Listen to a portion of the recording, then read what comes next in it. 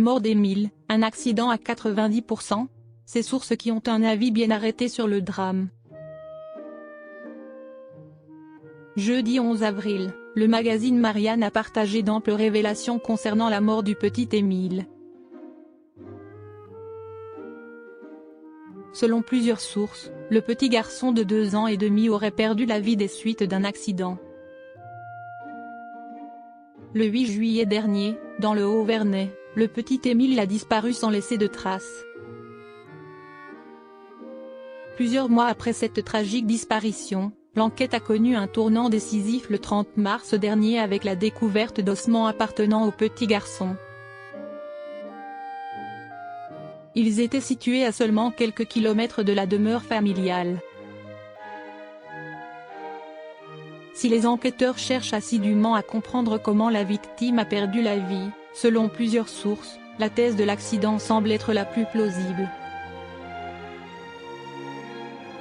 En effet, dans les pages du magazine Marianne, jeudi 11 avril, nos confrères dévoilent de nouvelles informations concernant cette terrible affaire judiciaire. Selon eux, il y a de fortes chances que le petit garçon ait perdu la vie de manière accidentelle.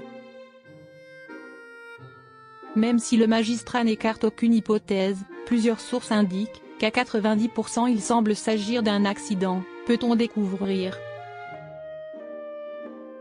Un scénario qui n'a toujours pas été confirmé par les experts mais qui a eu le mérite d'agacer un ancien gendarme de la région. On a été infoutu de trouver si près du village, a pesté cet ancien policier. Le corps du petit Émile a-t-il été déplacé par des loups? Toujours auprès de Marianne, le maire du Vernay a également partagé son hypothèse concernant l'échec des nombreuses recherches menées jusqu'à présent dans la région.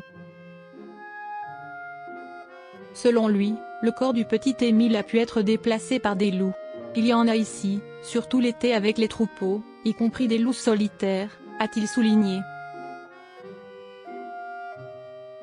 Une théorie qui a été corroborée par Stéphane Renaud, un dresseur comportementaliste canin. S'il n'y a personne, un loup peut très bien attraper un enfant à la fontaine du village et courir une demi-heure sans s'arrêter, sans relâcher sa pression et sans faire couleur de sang, a précisé ce dernier.